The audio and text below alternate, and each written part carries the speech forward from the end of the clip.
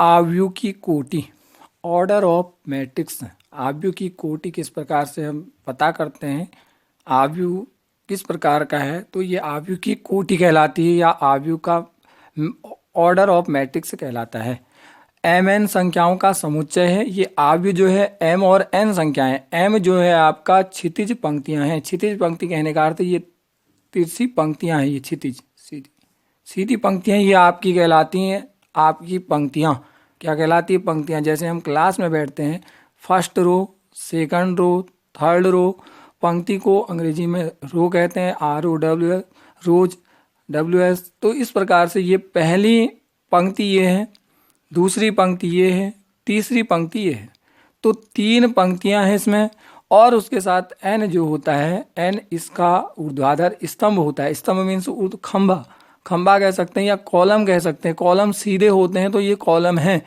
ये कॉलम आपकी जो लाइन क्लास में हम बाहर वंदना में या अन्य में लाइन लगाते हैं, जो वो लाइन जो है वो आपकी क्या है, कॉलम है।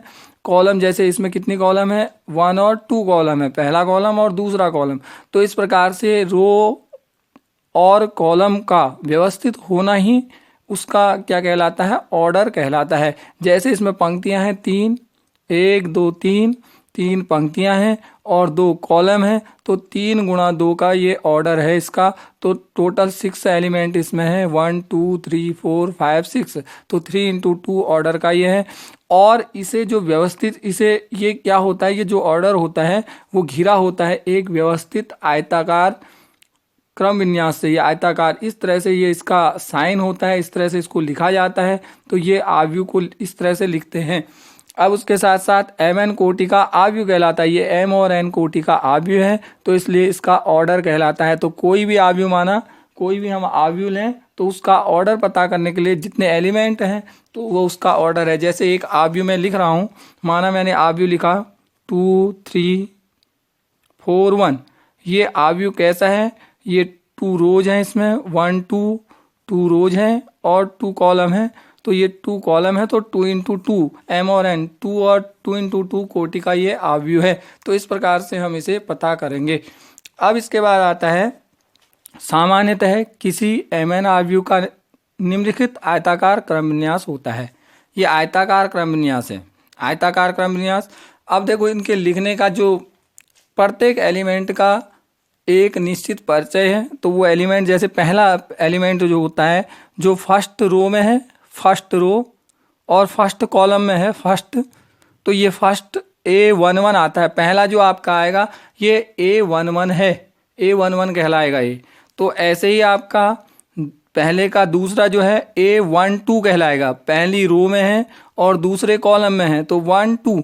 तो पहला उसका रो होता है, दूसरा उसका कॉलम होता है। A13 पहला रो होता है, उसका तीसरे कॉलम में है, वो फर्स्ट सेकंड थर्ड कॉलम में है। तो ऐसे ही आपका कोई J है एलिमेंट A में, तो ये A1J। और अंतिम जो आता है A1N, N आपके क्या है, ये आपकी N क्या है, पंक्तियां हैं। तो यहाँ लिखा गया है N ऊर्ध्वाधर स्तंभ है, पंक्तियां हैं या कॉलम है, तो N आया। ऐसे ही A21, 21 कहने का अर्थ दूसरी पंक्ति में पहला, A22 दूसरी पंक्ति में दूसरा, 2 3, ऐसे ही 2J और 2N।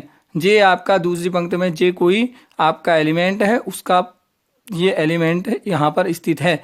ऐसे ही AI कोई एलिमेंट है, तो AI1, AI2, AI3 और AIJ ये एलिमेंट इसका परिचय है, और AIN। ऐसे ही आपका 1 2 3 4 अप टू कहाँ तक होगा, M तक। जैसे 1 2 3 J अप टू कहाँ तक होगा, N तक होगा। ऐसे ही यहाँ पर आपके इसमें जो स्तंभ है, इसमें कह सकते हैं जो पंक्तियाँ हैं वो पंक्तियाँ क्या हैं, M तक हैं। तो इसका अंतिम जो परिचय होगा AM1, AM2, AM3, AMJ और AMN। MN कोटि, MN कोटि का जो आव्यूह है या ऑर्डर ऑफ मैट्रिक्स है M × N। तो इस प्रकार से इसको लिखा जाता है।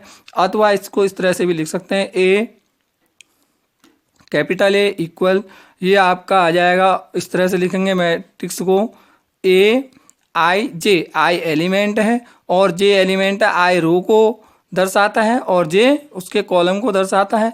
m इंटू n इसका टोटल ऑर्डर है। तो इस प्रकार से कह सकते हैं हम आव्यूह को व्यवस्थित किया जा सकता है।